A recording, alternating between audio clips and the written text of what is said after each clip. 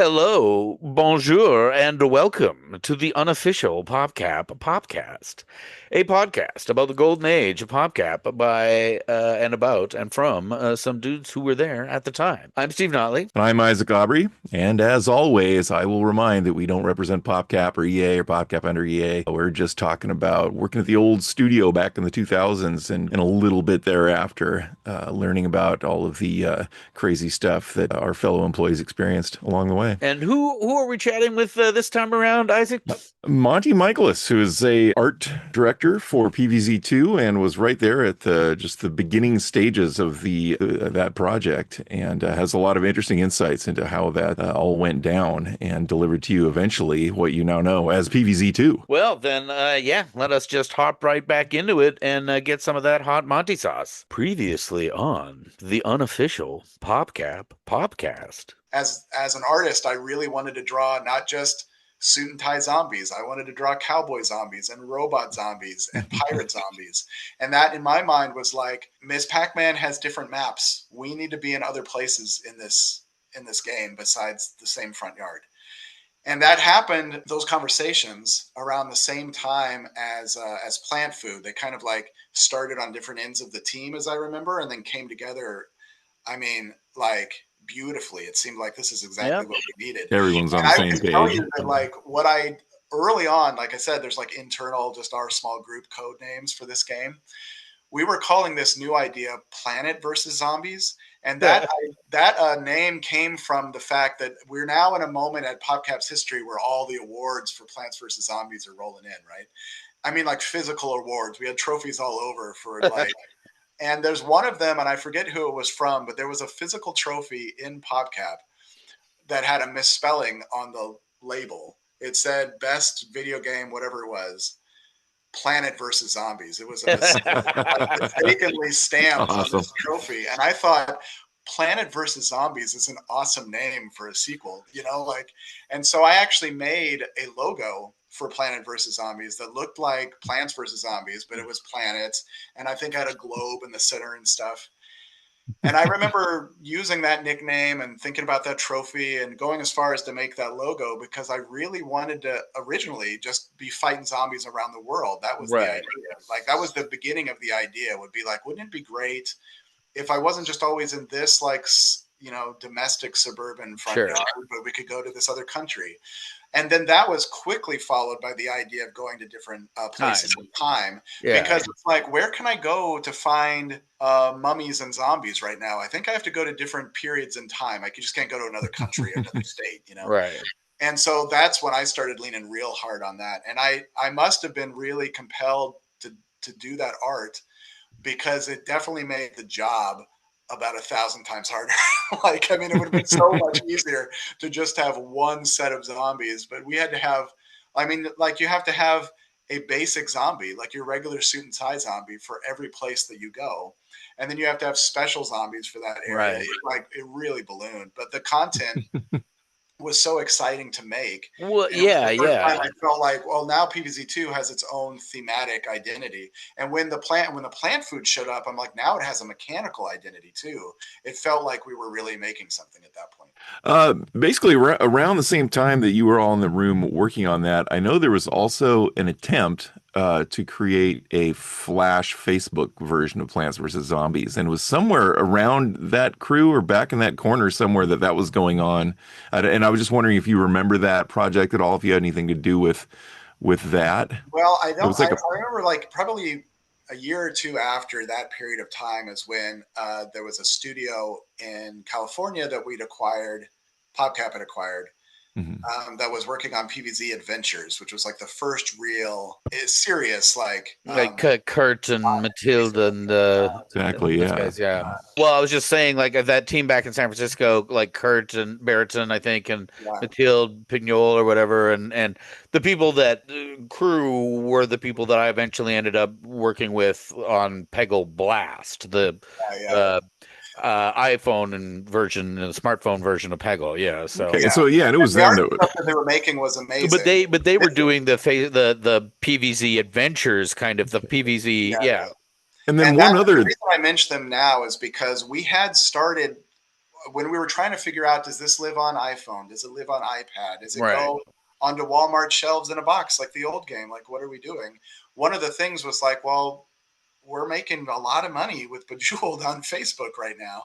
You remember at this time, or it was like shortly after this time, we really went all in on a lot of Facebook Canvas stuff, right? Like Well, dedicated. this is when we were developing Pig Up for Facebook. Yeah, yeah. And Solitaire was right around the corner. There was like dedicated Facebook. Like, And I mean, this is like the 2011 era where right in the middle of that, EA buys us, right? Yeah, So, exactly. And that's we'll probably touch on that again in a minute. But so yes, but yeah, I think we're jumping ahead a little bit because at this time we were like, is it possible to do anything on Facebook with PvZ? You know what I mean?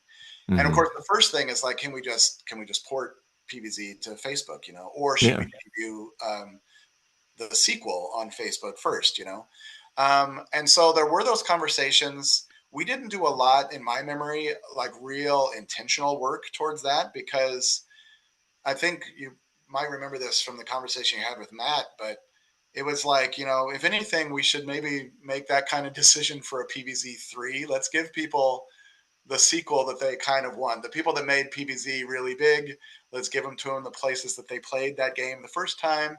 Totally. And then have a little bit more time to be thoughtful about that strategy, right? But I was feeling, maybe for the first time in my career, a little bit of a feeling that I would have a lot when I worked at Microsoft in AR/VR. Like years after I worked at PopCap, I was working in virtual reality in business to business, like consumer apps. And when you're working on that kind of leading edge technology, it's always, we have a solution. Now we have to find a problem. right. That's kind of how Microsoft did it. And I think the first time I ever felt that way was when people were like not fighting, but like debating about like where we should put our energy. It's like people knew that they wanted to make a lot of money with this sequel because PvZ was a huge hit. And I guess it was maybe the first time I became really aware that maybe the whole time I worked at PopCap, somebody was trying to sell this company to somebody, like that was happening the whole time I was there. Right. So I can see now in hindsight that they were like, but what about these like margins or these spreadsheet lines that we have to hit? It's like, that's not exposed to me as an artist at all. Right. It's like, we're trying to make a really good game. And it was like, I guess a good way to describe it is that, how the Seahawks and the Sounders share the same stadium. And sometimes it's got uprights at the end of the field, and sometimes it has goals. I would go into that little room feeling like we were set up to think through the best way to score points with uprights at the end of a field. And then we come out of the room and they'd be like, there's goals here. What are you doing with this upright strategy stuff? Well, that's such a crazy game playing field, I guess is my point, was changing so often. Yeah. That it's like, well, I don't know how to tell you how to score points because this game is different every time I come out of the. I mean, this makes moving sense targets to me because, constantly. yeah. Like, I mean, prior to this, like up until at least the creation of the original PvZ, it was like design first. Like this idea of metrics again was something that we basically didn't even have. Yeah. This idea of let us try to sort of predict what the numbers and the sales for a project that doesn't exist yet will be, right? Yeah. And in fact, let's design towards these predictions, these metrics, which we barely understand. Yeah. But unfortunately, I think we understand them a lot better than we actually do. Yeah. For me, like that. Oh, I'm sorry. Go ahead. Well, I was just going to say, so this is, as you say, a big kind of turn, like a pivot in PopCap's history, kind of like the Titanic, of just like slowly turning away from, look, just make the game and make it the best it can be, and we'll figure out how to make money with it once we've just made the best game we can make, period. Right. To what is our audience? What are the game genres that are making money right now? How do we make the best version of the thing that is currently making money according to these metrics? That became so much of the sort of top down. We're gonna constrain our design. We're gonna try to guide our design into these places that we think are most likely to lead to higher revenues, right? Yeah, exactly. And I feel like it's probably important to say too that like this, I wouldn't lay the And the thing is, it's not blame. crazy to want to do that either, right? Sure, yeah, no, totally. It It's was just just that like, sorry, go ahead. oh, I was just going to say that the tension is that is layered, you know, like if what like we talk about a situation like this and it being difficult, and I think even in hindsight, you want to say, or I mean, it's easy to look at tense relationships you had and said, well, was this person that caused that, or this person, or this department? And I wouldn't want to lay the blame for that on any individual. It was just the time that we were in, you know? And if you were there, like when I joined, like showing up at the end of this indie area saying like, boy, I just love PopCap games, and now I'm inside PopCap, and this is where the magic happens. This is how they actually get to make these games that people love. And it was a lot like every day working on Blitz, you know what I mean? Right. Well, And but slowly as we got into working on PvZ, we're trying to replicate the environment I think that led to the development of the first game, PvZ2 rather now, you know, it's like, but everything around us is shifting. Things need to move quicker. There's more at stake. There's more stakeholders that need to be informed. There's like hidden objectives that we weren't aware of. Do you see what I'm saying? It's like we used to be able to have an environment that it's just like you described for developing a game. Coming in, I felt like that's the way PopCap does things. Everybody I worked with in the early days of PvZ felt that was the way that PopCap did things. The way that PopCap was doing things was changing while we were starting PvZ2. There was a big effort to shield people working on games from the business realities. I remember, like, let's just let the creative people do the creative work and make the cool thing and make the games fun and not have to worry about a bunch of the stuff. But as the entire environment was changing with free to play and everyone's on tablets and phones, and then there's social media and all this stuff, you know, and we're starting to pull stats from Bejeweled Blitz and Zuma Blitz, and it's like informing us of all these behaviors that people have, then there's a point where that starts pushing in on the creative world. And so it's like these kind of two forces fighting each other all at the same time. I mean, it's easy to defend. Oh, go ahead. Well, I was just going to say it's easy to defend the impulse to want to shield the creatives from all this sort of messy business stuff, except that it's like, well, but major decisions about the games are being made on the basis of this messy business stuff. So eventually it becomes a situation where you're not protecting the creatives, you're depriving them of the knowledge that they need in order to do their best work, right? Yeah, this is the thing I think is important that I didn't have language for this at the time, but in my years later as a creative director, this became a very important understanding. And that's that anything that's successful, doesn't matter what you're making, right? And it could be business applications, it can be games. It is a balance of three things. And those things are desirability, meaning like people want it. It's viability, meaning that you can do it with technology. And it's feasibility, meaning that it can sustain the business, you know, and anything that fails, if you step back and look at it through that lens, you'll say like, oh, well, you know what? They had a pretty good business model. And they were able to do it with their software, but nobody wanted it. And so that's why they fell. Or they'll be like, everybody was really keen on this idea. And the business idea was so strong that they got a lot of investment, but they could never make it work right. So it failed. Right. You see what I'm saying? Mm-hmm. So that lens, like what people want, can you do it? Can the business sustain it? You need to like just be transparent with everybody involved, because it will be like, let's say in this example of PvZ2, like the game team is responsible for making this like super desirable, right? You know, but we can make better desirability decisions if we understand how this product needs to be feasible for the business and viable and from a technology viewpoint. And that's where it's like, yes, it makes sense to like just let the people over here being creative, don't distract them. Like that's great, you know. I believe in that. You can ruin a creative's day by giving them a lot of half-hour meetings all day. You know what I mean? Right. Focus time, and you both know this. But if you don't know, like what your like, again, sharing the same imagination, like picturing the same end from the beginning. If everybody doesn't know that, then the likelihood of creating a fraught development increases. And we had a lot of fraught moments. And so when I said earlier about like, well, I understand we're playing in this stadium, but I didn't know that this stadium could be two different types of football. Yeah. It's like, or like I'm all ready to play basketball, but there's ice everywhere. Yes. Like So those no early hoops. Like very what's happening here? now, fortunately, when we And got you're handing me a bunch of skates. We're playing hockey, is what I'm trying to get at. yeah, no, Playing hockey in a basketball arena. yeah, I'm following you. Sidebar: do you know that at Madison Square Garden, the Knicks always play on top of ice because the Rangers play there also? And what they do is just put the basketball court on top of ice because it's too expensive and to drain it and to wow. So any Knicks game you see, they are playing on ice. You just can't see it anyway. Yeah, how about that?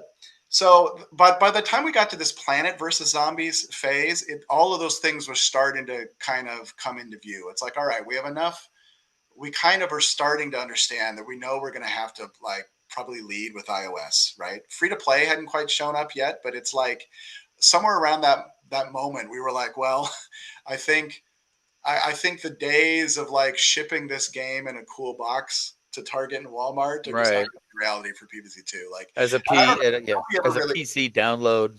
Yeah. Nobody ever really said that in those words. Maybe they should have. Maybe we should have said like, look, this game from the very beginning designed for this, because the beginning, those early stages when you're trying to just make it work for a hypothetical anything, that's another mistake you can make in the development of games or any other type of tech. Like if you have a vague target, then the best you can deliver is a vague solution, like, but if you're very specific about what you're trying to make, then you can make a specific like answer to that problem.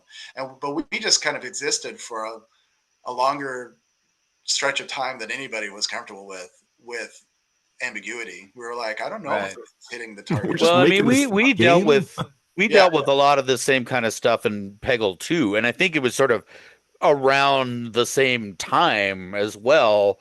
Whereas so after Pig Up got slaughtered, and this would have been like late 2011. This would have been for us after. So maybe I guess it was a little late. For us, it was after like late 2011. The Pig Up team got sort of reconstituted as the Peggle 2 team. And we spent quite a while kind of it, thinking of it as an iPad game, contemplating maybe shipping the level editor with the game without getting super angry at any particular named people. I will just say that I consider one person in particular to be highly responsible for the fact that then that team just sat and spun its wheels for as long as it took for that person to leave. And the project to be turned over to someone else who actually knew how to make a video game.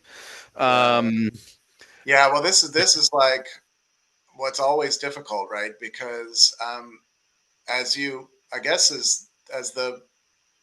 more focus gets put on business feasibility, and there's like now like different markets and there's different points of sale and there's different formats. It makes sense that if you're desirous to like tackle those challenges, to bring in people that know what's going on. The problem that I experience in game development, maybe more than anywhere else I've ever worked, right, is that I guess two things. A lot of the people who are like responsible for those types of decisions, accountable for them, were probably doing that job at places that weren't game studios, right? Like that's why you see people in the C-suite that were like, they worked for pharmaceutical companies or for banks or for big tech. They don't know anything really about games, and games are a unique animal. And then the other thing that makes, I guess, this kind of environment even more fraught is that there's probably no industry like games for deifying, for kind of like lionizing suffering, right?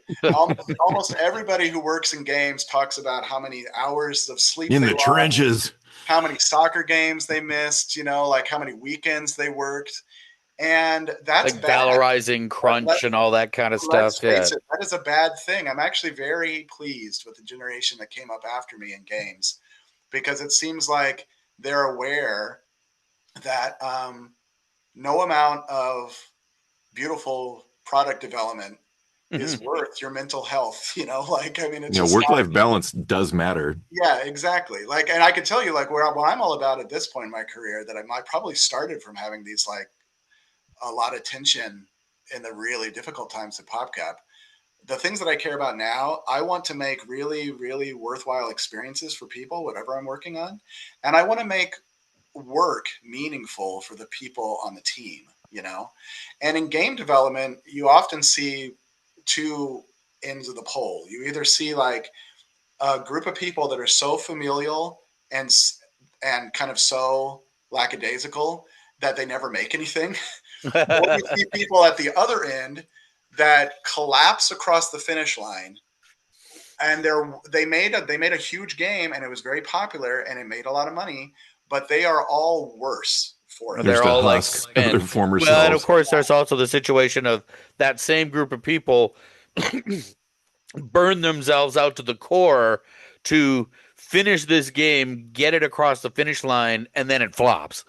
Right. Like that happens too. Or it gets canceled when everyone's in the heat of it. So you just end up with people who have just sunk like 1 or 2 or 3 years of their life into something on a super high-end crunch, like I have no life and my life and mental health is super suffering, but I'm doing it for the sake of the game. And then the game, as you say, Isaac, just gets canceled, or comes out and just sucks and gets canceled like 2 weeks later, or that kind of thing. Or it succeeds and makes billions of dollars, but that team gets fired anyway. Right. Yeah.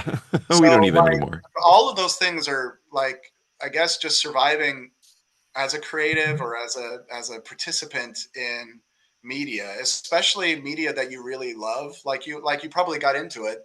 If you're like somebody out there listening to our words right now, and you're like, I wanted to make games, or I got into games because I love them, or that's why I got into cartoons or film or whatever. I think we have to operate in a way that allows for that love to, like, persist in spite of the difficulties of production, right? Like, and if you exit the production with less love for that craft, less love for your teammates, less love for yourself, then it was a waste of time. It was a waste. Well, and there's this idea that it reflects in the work you've done too. It was an early directive at PopCap that I was exposed to was, if you're not having fun, then you're fired, because people will experience your fun that you're having working on this in the game that you're making, and as soon as you're not having any fun, that's going to go into the game too. And that kind of kills it. It will be work. I mean, like, you can have like late nights and long weekends and kind of difficult challenges and still feel invigorated by them. That's what passion is, right? If you don't have it, then you're experiencing stress. We want to experience passion at work, but just not stress. Well, I was going to say, totally. from way back in the conversation, you mentioned how like PvZ didn't have style guides. I mean, eventually they did, but I was going to say that, but in the absence of those style guides, I certainly recall there were like heated debates essentially about what everyone sort of understood to be the defining elements of the PvZ style or the world, even if they hadn't been written down in a like company wide style guide. Like I remember Mark Barrett being very like passionate about the idea. I think it was like the guacadile, where it's like wait a minute, that's not a plant. Like guacamole is like a thing you make out of plants. And like a guacadile, like I said, it's a crocodile. Like that breaks the rules, right? Like, and he was like quite emphatic about that. I think. I mean, or either he was like he was emphatic, either pro or anti on the idea of that as one of the plants in PvZ2. I remember being at a Two Bells patio conversation in which that was being argued over with some passion. I can hear it now. Well, I celebrate him for that. I celebrate passion for sure. I celebrate like an environment that allows for you to care so deeply about that kind of stuff. But I think and to own it, right? To just kind of go like, look, from my perspective, as someone who has made like several dozen of these plans, I am like one of the most entitled people on this planet Yeah, to opine on the yeah, subject of what does and does not count as a plant in Plants vs. Zombies. and this is the tough thing when the canon becomes multi-headed. It wasn't actually documented anywhere. We were trying to like express what was most important to us individually, and sometimes that expression gets confused with what may or may not be most important for the audience. You know. Well, And and go on. yeah, the only other thing I was going to say is that that's healthy when the environment around you is healthy, right? You'll get to those solutions. That's Exactly. fine. Yeah. When the environment around you is unhealthy, then that really is just arguing. It's like that argument was going to come out because you're frustrated and tired and Right. stressed. It's not about guacamodiles at the end of the day. It's about the fact that I hate my manager and my job, you know? Mm-hmm. Mm-hmm. And that is a thing that can be avoided. But if you went through an experience, maybe like I've had, or maybe that either of you have, anybody listening has, we, it's, you can't change if that kind of experience has been in your past. What you can do is say, like, I would like to put myself in a situation where I don't have that experience, and Right. I would like to maybe influence the environments that I'm in later, because I know it can be better than that. You know, Mm-hmm. Right. Mm-hmm. I think Well, that's and really important about games. But sometimes in games, like people are just like, well, that's making games, so let's just yeah. sign up for another 2 years of being miserable. And I'm like, no, how about Yeah. Yeah. we Well, I It's not feel so now necessary. at some point, and this is again where my memories unfortunately are a lot more foggy than they should be, but like at some point, PopCap, I think far too late, kind of, I think it was Jeremy Van Hooser was sort of named PvZ brand manager.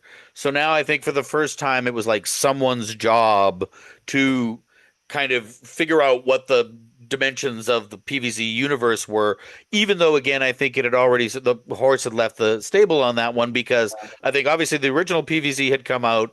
I think PvZ2, if it wasn't out by then, it was approaching the finish line.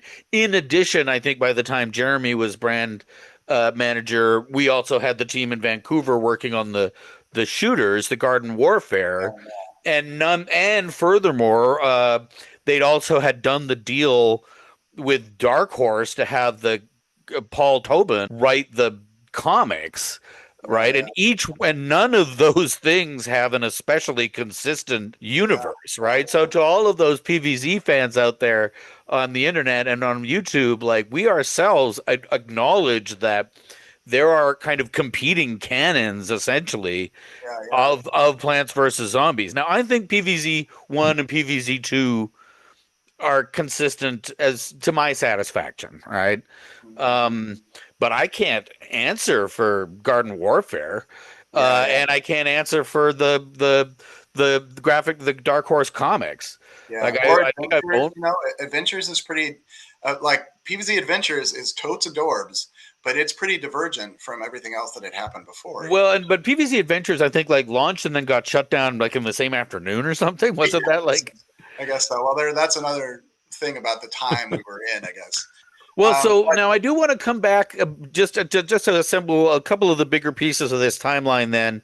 And then I want to we're getting on, so I want to sort of talk a bit about what made you eventually decide to leave PopCap and then what's been up. So but before we do that, then our timeline here is so basically you're kind of saying we had the Farmageddon version of PvZ2 and then that was like, okay, no. Do you remember like when that would have been? Like what year ish or you mean like when we so do you remember first of all like when the Farmageddon version was like, nope, we're gonna start over. Could you give us a year for that? I can approximate a year. So I think I was working on PvZ2 within my first year of working at PopCap. And I started at PopCap in August of 2009. Right. So I think I did all my Bejeweled Blitz stuff for the first 6 or 7, 8 months. Um, and then I was doing PvZ ancillary things like for Xbox and DS.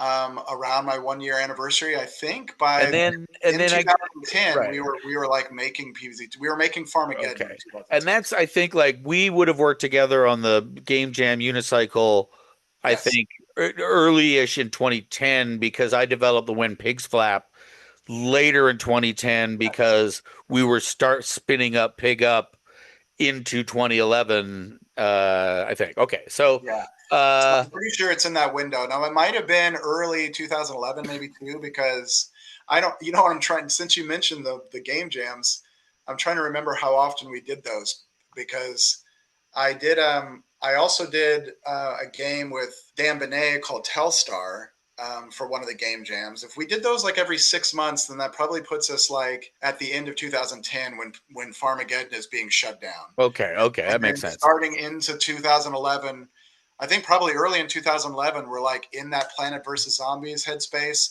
And Right. then we decided, okay, it's not fighting zombies around the world. It's fighting It's zombies through time. And Plant Food is on the scene and right. it's badass. And And this is Mohan, right? The kind of the Mohan era. And so yeah, now, and you said it earlier is that you basically said that as far as you understand, like Mohan is considered like the lead designer for PvZ2 would be yeah, the right absolutely. way to describe that. Okay, that's cool. We can sort of put the Because I pin think like there. I'm trying to also remember like the geography of the PopCap offices. Right. I think we had so we were in that tinier space when Mohan joined, and then we grew and we were in for a while on 5. Do you remember like the 5th floor was all empty on one side and it was all like legal and HR on the other end? And we were working now in really cramped space where we just it was like the walls were really reflective. It was like super loud and people were kind of in our grill about stuff all the time, like not. And that sounds more aggressive than I mean it to be. It was just like it was hard for us to focus where we were, particularly the creatives. And at this point, as art director, I had artists, UI artists, animators all reporting to me. I'd recruited a lot of former students for the team and hired a bunch of people, fired some people. Like the team has gotten really big. I'm in charge of art. Mohan is my counterpart in design. Terry is my counterpart in engineering. Terry Franklin, did Yeah, Angus. yeah. Galapagos.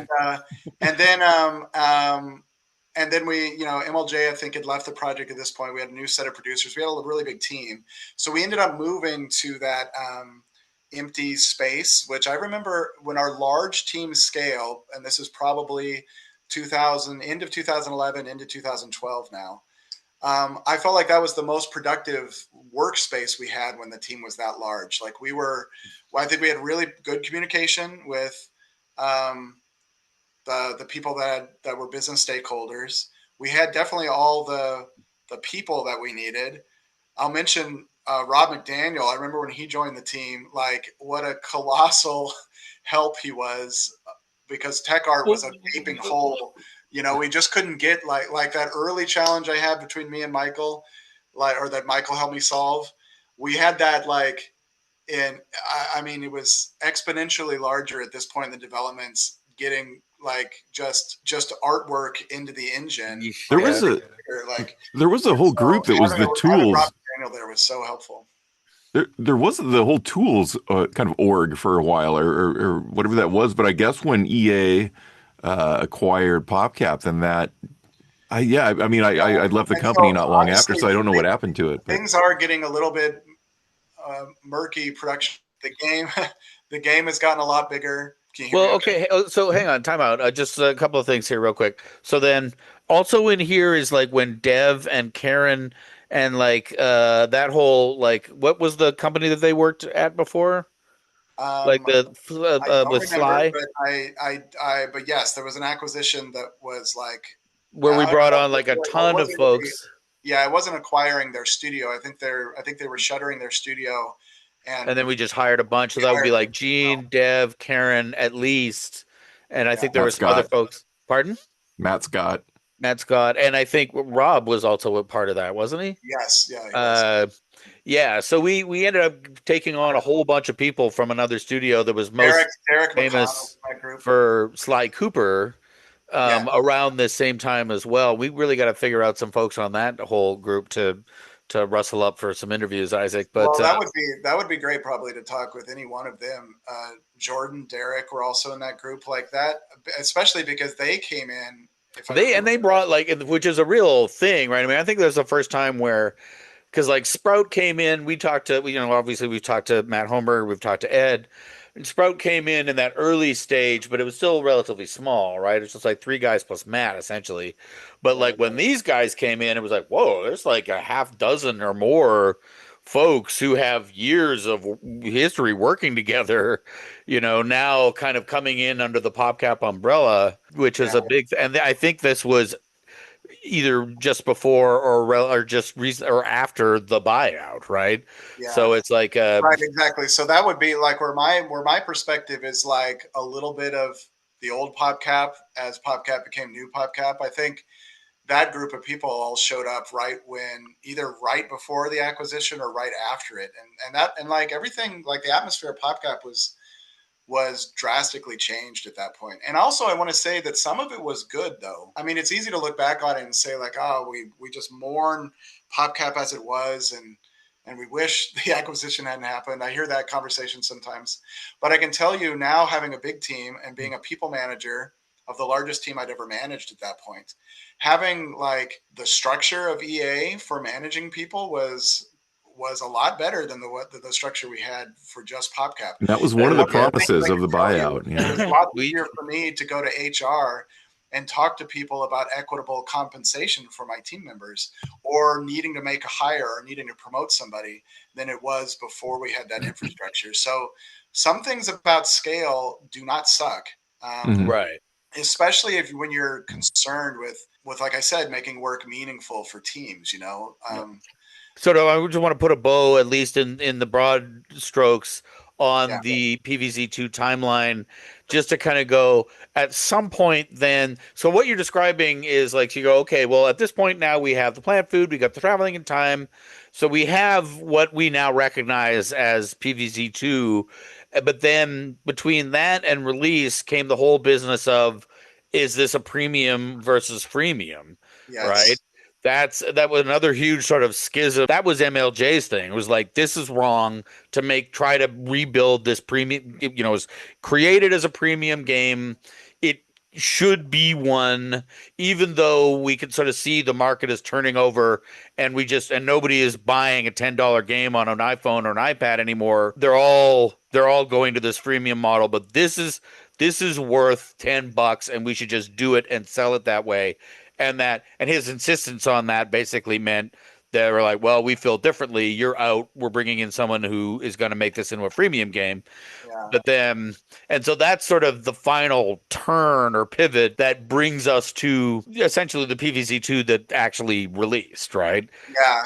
And, using that kind of lens I described before, this was definitely like people are talking about business feasibility now fully. Like it wasn't about the desirability of the game, because we had kind of cracked that part. And we had solved like the technical viability. Like it was Right. working, we could play it on iOS and everything. Like we're ready to You go. But had your pipelines. yeah, but A business little wonky, feasibility but was, they worked.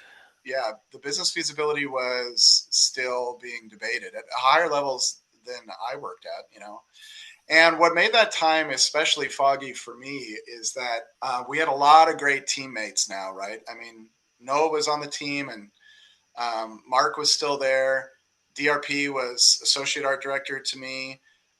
Adrian Pirro was on the team. Augie Pagan was just an amazing addition to the team. Sarah Dickin. We had a lot of people that were making great contributions. We needed a team of that size because we had made the decision to fight zombies all over the place, right? So it was so A much lot of them. content being made. Right.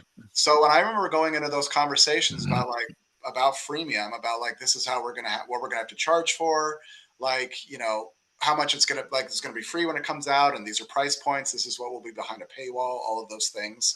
Well, and earlier versions of it had a Candy Crush, like a saga kind of Yeah, yeah. thing, right? Like a path that you would follow, and it's like, level Well, to level to level with sort of like off branches, right? yeah, Where it'd be like a branch could go to this thing and a branch could go off to this, and you'd have to get beat X number of levels in order to get a key to sort of unlock the next yeah, section of the path. exactly. And again, the path would branch. And eventually a lot of that stuff just was like, you know what, we're not doing that anymore. It's linear. Uh, Yeah. And I remember, so now we're getting, now this will be a good segue when we talk later about why I left PopCap and because this was around the time of the end of my tenure. Because I remember we were still at that point, like wanting to call to mind the players, some of the great play experiences we had in games that we really liked.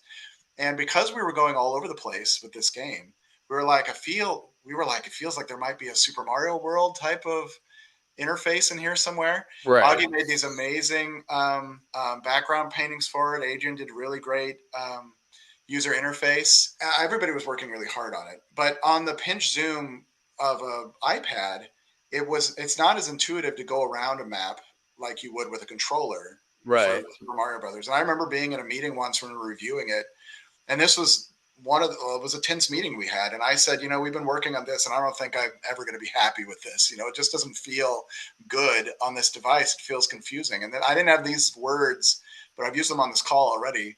But I was really running into what I mentioned previously. Like, I feel like we are being really clever when we need to be clear. That's what I would have said if I'd had those words at that time. And I remember the conversation being like, well, why did we spend all this time doing it? And I remember responding to those questions saying like, well, we sprinted on it. We spent 2 weeks. We tried it. It didn't work.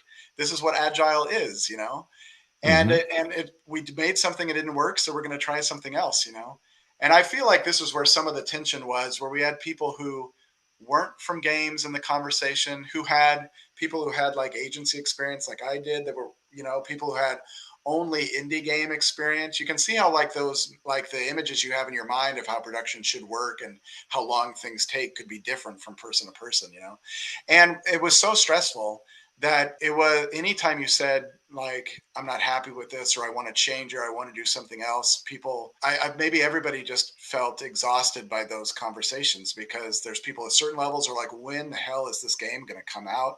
And then other people are like, when am I just going to be done with this so I can go on with my life? Like there's all these like feelings that make a conversation like that extra difficult.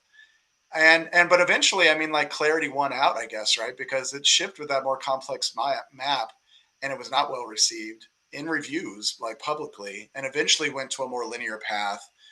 And then that was a more supportive for the keys and everything else. I mean, like we were PvZ2 is trying to do a really difficult thing. It's trying to satisfy a rabid fan base. It's trying to advance what has become a brand synonymous with the company and create a freemium experience at a scale that PopCap hadn't done before. So there were so many new people. We had like actual economists on the team.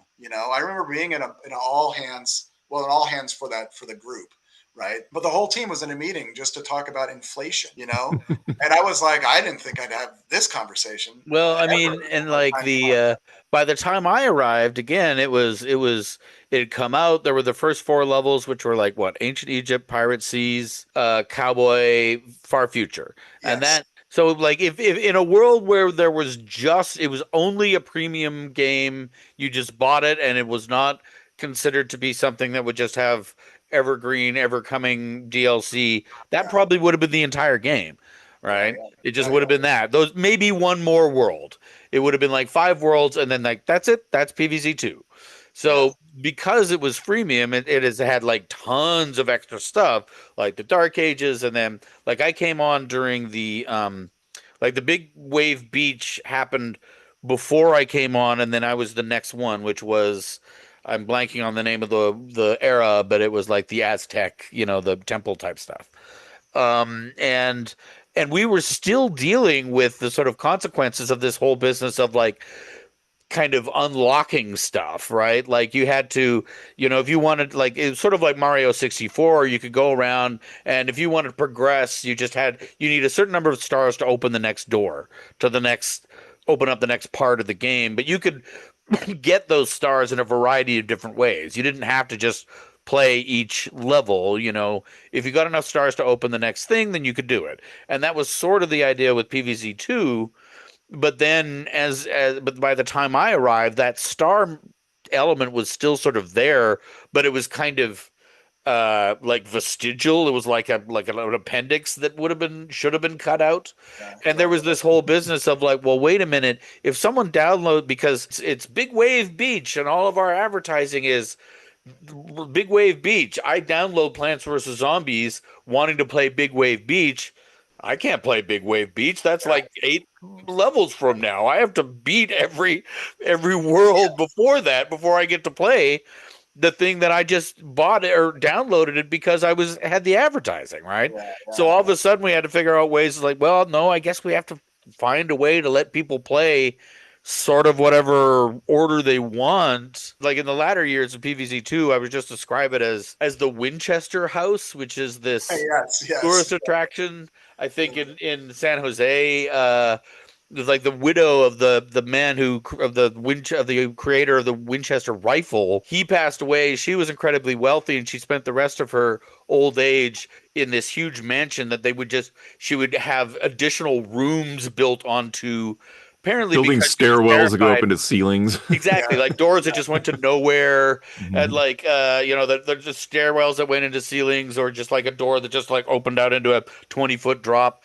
Apparently, because she was afraid of being haunted by the ghosts of all the people that rifle had killed. But yeah, so it was like this sort of Frankenstein's monster of a building where it's just like here's this, the 17th century manor house with a modern gymnasium tacked onto it and a yeah, 50s garage and like a greenhouse and just like a library and yeah, just like and just kept getting stuff jammed onto it every 2 or 3 years. It's like, okay, well, now we're just gonna stay, yeah, and that continued to happen. While I was there, was like, okay, now we're gonna have plant leveling. Like now you're gonna actually be leveling up plants, yeah, uh, like Pokemon and or and something. and doing arena and yeah, just Well, I it think, was the I sort of think, crazy Frankenstein's monster of a game. I mean, you picked a perfect thing to compare it to because I think everybody who worked on that game in that franchise at any level, any period during its production, is like Lady Winchester. Like we were all haunted, and we all just kept building. You know, like what could you do when you're that haunted but keep building? You know. Let's do the sort of the story of your departure and what you've been up to since, which I know is like more kind of a ridiculously compressed Only been timeline. more than a Hit the decade, high, so yeah. hit the Yeah, high points. Tell us, yeah. give us the super cool part of that story. Sure. Well, I exited PopCap, and when I guess maybe talking with both of you, it's kind of like when I still keep up with the people that I met there that I'm really close friends with, some of whom I talk to every day. Just yesterday, I was talking to a different coworker from a different studio. We also had a like peak joy and rough trenches, and when we see each other and get together, there's this affection, right? And I think it's I don't want to like make a competition between traumas or anything, but I felt like I imagine it's the feeling that you have if you see someone that you were trapped in a coal mine with. You know what I Right. mean? It's like Very familiar with we it, yeah. survived it. We survived. You know what I mean? And it was rough, but we did it, and I'll never forget you. Like that's sort of the beginnings of that feeling of being trapped is where I was at the end of my tenure at PopCap. Like I Right. went there with such joy and optimism. I really wanted to learn things I didn't know. I learned a lot of things I didn't know. I made relationships, some of which like are going to persist my whole life. But a lot of the things that I wanted, I realized that I was just in a window of time that PopCap wouldn't allow for anymore.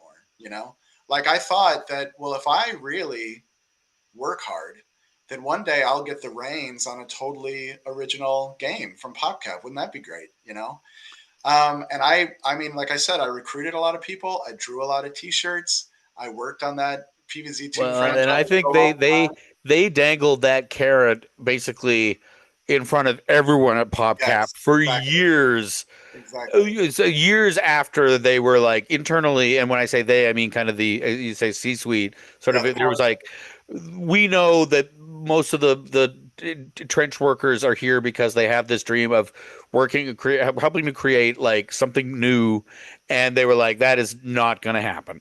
Yeah. Like, or Yeah.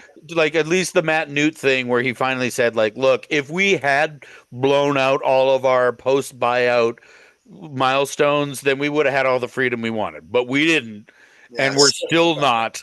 And Yeah. until we start making the kind of crazy money that our EA owners are looking for, that is never going to happen. Right. And I think people, but all these sort of inspired creative people at PopCap eventually twigged to that reality. Yes, exactly.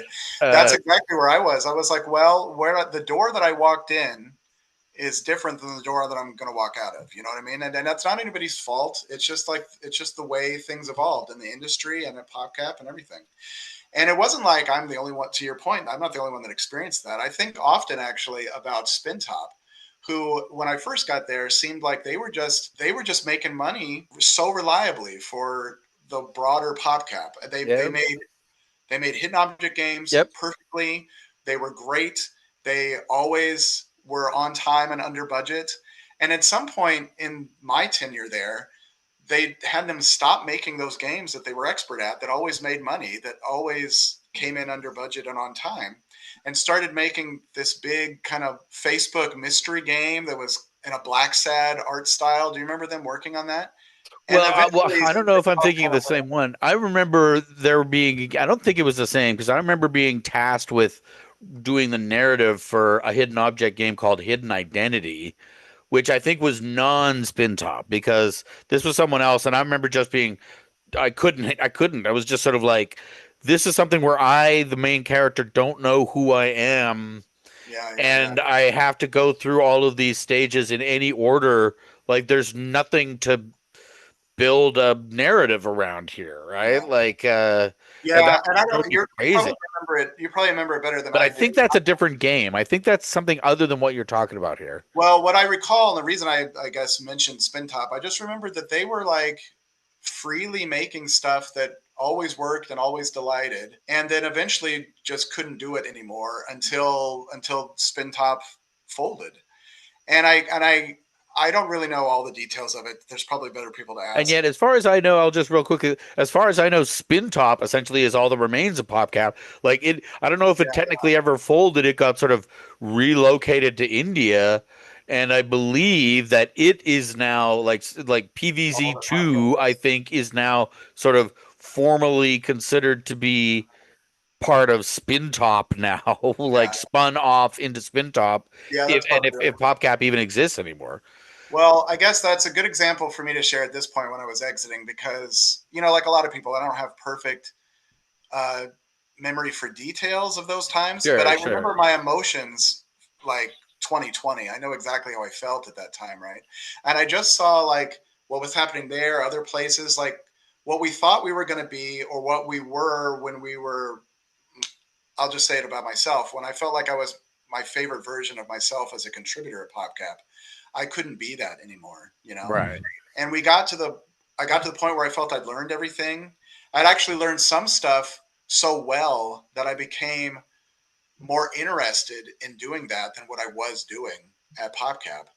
And I said, the only way I'm going to I'll be honest, as a creative director, which is what I've been for years now, I wanted to be like the creative directors that I had previous to PopCap, that I wanted to be like. I wanted to operate like they did. And I was never going to be able to find out if I could even be good at that the way that they were if I stayed at PopCap. Right. I was really unhappy. The art direction was set. People said that to my face. Um, I and I wanted, there was a great succession plan in place thanks to how we built up the team. DRP was art director after me, and I was able to leave like before the game shipped. I have to be honest, I was really happy to leave, and also sad that the end I had imagined when I started was not what reality allowed me to experience. Right. But what I've decided like since then, right, was that, and also at that moment was that I'm not in control of what happens to me. I am in control of what I do when those things do happen, though. right? And if I wanted to be like the best version of myself as a contributor, as a person, I needed to take a hard look at what my environment was doing to me, and then change it if I had to. And so that's what I did. And after that, I just real quickly, what I did since then, I went and worked with some other ex PopCap alums for a year at a small studio. Amazing time. But I was really on a path to user experience. That's what I wanted to do as opposed to art direction for games. And I went and became a UX manager at an outdoor recreation company called Geocaching in Seattle. Maybe my favorite job ever, pound for pound. That's where I became a creative director for the first time. It opened up doors to be a creative director at Microsoft, where I worked on new technology, primarily the HoloLens platform. And then I moved to New York to do new creative innovation at a smaller company. I worked at a data governance company as head of creative, at a consultancy. I worked at Amazon for a short time in new technologies, similar to my role at Microsoft. And then most recently, I was a creative director at a studio called Hypixel under the Riot umbrella on a game called Hightail. Riot's involvement and their studio ended, even though Hightail continues to exist. And now I'm excited about this next phase. I got to consult as a creative director and for different projects for a while. I feel really fortunate that I got to evolve into the type of role and person that I wanted to be when I think about those people that were great mentors to me. And now I'm excited to be investing in a new venture that's all on my own. Oh, is there a link? Awesome. Is it still under wraps, or can we? I can't reveal what I'm doing just yet, but I can tell people that what the URL is. It's called badpennygoods.com. My goal is Bad Penny Good? badpennygoods, plural.com. I could send you these links later if you want them. And you'll probably see a placeholder page for that. People can visit that and sign up for the mailing list. But I can tell you in broad strokes, what I want to do is make and publish real physical goods. And I want to do good in the world. And I want to have fun while I'm doing it. Awesome. And there's going to be an opportunity, I think, in the future for me to just kind of take what I've learned from as a creative director and in these different industries, to have a little bit more of an equitable, humane, and human-made creative pipeline that probably hopefully shines some spotlight on different creators, writers, musicians, game makers, authors. And I'm really excited for that. It's a long road, though. I mean, I've never started my own thing before, so I'm still consulting as I need to. People can find me on ADP List because I do a lot of mentoring on ADP List. And if they go to thisismonty.com, anybody can email me about peers if they want to talk shop, people who want to talk about projects. People are coming up in the industry that want to know my perspective on navigating as a creative. I'm happy to talk about all that stuff. But I'm really excited. My kids are adults now, and I love being in New York, but I'm excited about taking everything I've learned and doing stuff that is really meaningful to me. All right. Awesome. Well, on that bombshell, I think we're about ready to wrap this up. Isaac, final thoughts? Yeah, I kind of wanted to underscore something that you brought up in regard to your leaving of PopCap that I think is really important for a lot of people to think about as they're going into this industry, if they are. And it's that sometimes you don't end up where you thought you were going to, or you just realize that the real thing you're getting out of it is you're learning all these ways of interacting with people, and you're learning these different pipelines and tools and tech and whatnot. But to really be your full person, sometimes you just got to move on. It's time to move on. You don't get to do all the things that you want to do in that one place, And I feel like we've all experienced that. It's really that's so the experience of working in the games industry, I think, is that to feel like you're completing your vision in life, you got to just keep moving. You can't just get stuck in one place. That's super well said, Isaac. If I can add something to that real quick, there's also forces around you that will try to convince you that that's bad. Yeah. They will make it. And I the way I've worded this before is that it's a ghost story. It's designed to scare you and to keep you in line. Mm-hmm. Mm-hmm. And of course, people in power want to keep you in line because they are extracting a service from you, Yeah, stay in your lane, Yes, Yeah. exactly. And they're gonna keep wringing that towel until it's dry, and then they're just gonna like slot somebody else in. It's not like Not like so. they actually care about your fate. Though, of No, course, it's certainly possible Exactly. that you can go, you know what? I'm not going to stay in my lane. I'm going to chart my own course, and then you walk off a cliff. sure, yeah. Like that. That also happens, folks. So And I should say be too that prepared for that as well. you will definitely meet people who care about you, and you should care about people in the industry. But the like the construct, the mechanism of commerce around you is indifferent to you. Yeah, it doesn't care. It's going to You do what have it's going to, to like, do. Yeah. I really like what you said, Isaac. You have to like say like where is my happiness in this? And fortunately everybody has a choice in that. If you're unhappy, you can say, okay, well, what's making me happy? Can I change it? And if you are happy, you should note that and say like, this is how I want to behave all the time to have this feeling. And if you're ever out of sync with what you most want to feel like or where you most want to be, just step back and say, well, what needs to be different to get back to who I am? Truly, right. yeah, and it's important. Perfect. Okay. Well, Monty, again, thanks. I think this has been quite a cool conversation this time around. I think we covered a lot of ground, and I think sort of actually dropped in some useful history into this public space that wasn't necessarily there before. So I think that's really, really good. And I hope the PvZ enthusiasts out there will like and watch and subscribe and recommend this video to their friends, because we got a bunch of information there that has not been public before. So with that, then, this has been yet another episode of the Unofficial PopCap PopCast. Yeah, PopCap. Oh, Zoom just grabbed a little of it, but Did not all. it keep a little? All right. And cut. Oh man, that was Awesome.